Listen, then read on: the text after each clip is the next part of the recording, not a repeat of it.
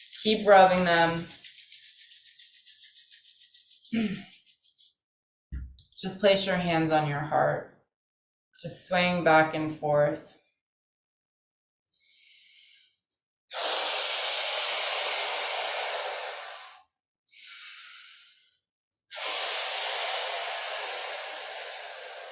One last big deep breath in and release.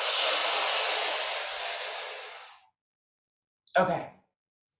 So that very last part of just hands on the heart moving is more my thing, but for that, the Sat Kriya practice, you do the last thing and then you finish. And it's always good after any Kundalini practice to just have like a moment to kind of just sit for a moment to let everything recalibrate and readjust for the powerful work you just did.